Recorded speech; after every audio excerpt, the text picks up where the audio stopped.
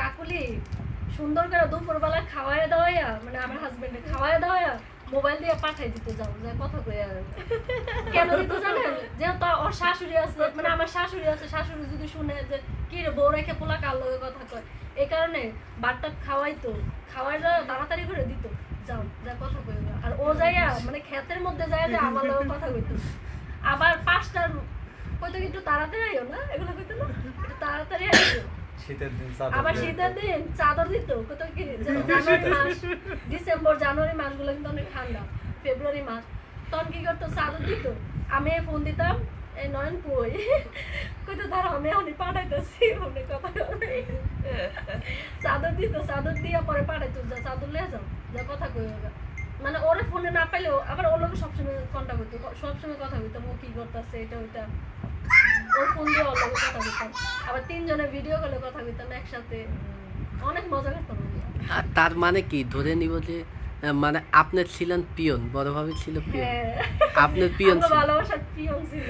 মানে তাহলে সতীন কি কখনো পিয়ন হয় এটা আমি আমার মানে আমার লাইফে আমি দেখি নাই আমার যতটুকু বয়স আমার এই বয়স আমি দেখি নাই কোনোদিন ফার্স্ট টাইম মানে আমি এরকম একটা অভিজ্ঞতা আমার হইছে যে এটা হয়তো কারো হয় না এরকম অভিজ্ঞতা ইতিহাসে কি লেখা থাকবে না আমি দেখি নাই আপনার এই গল্প কি ইতিহাসে লেখা থাকবে যে সতীনের পিয়ন সতীন ভাবির সত্যি আচ্ছা ভাবির কেন মনে হলো যে আরেকটা সতীন দরকার দরকার বলতে কি মানে আমি একটু আলসে টাইপের যা সত্যি কথা আপনার মেয়েরা এমনি আলসে হয় কাম করছিল আপনার মেয়েরা দুমায় একদম যা সত্যি তাই ওরা কাজ কাম বেশি একটা করবে না আমি মূলত আমি এরকম আমার কাজ কাম ভালো লাগে না আমি চাইছি যে আমার সত্যি না আমি কাজ করবো ঠিক আছে আমি কাজ করবো কিন্তু পাশাপাশি যদি একজন থাকে না মানে হেল্প হয় এই জন্যই মূলত আনা যে ওই আসলে পরে আমার সাথে হেল্প করবি তারপরে একসাথে গল্প করার টাইমটুকু যাতে একসাথে পাই এরকম লোক এই যে ওই নাই আজকে সারাটা দিন নেই ওই যদি না থাকতো আমি যে কি হইতো আল্লাহই ভালো জানে একটু বড়ভাবে জানতে আমি একটা সংসার নষ্ট করে আমি যাবো না তখন আমারে বুঝাইলো যে দেখো এখানে সংসার নষ্ট করার কিছু নেই তোমারে তো আমি বলি নাই যে আমার বড় বড় আমি ছাইরা দিয়ে তোমারে আনবো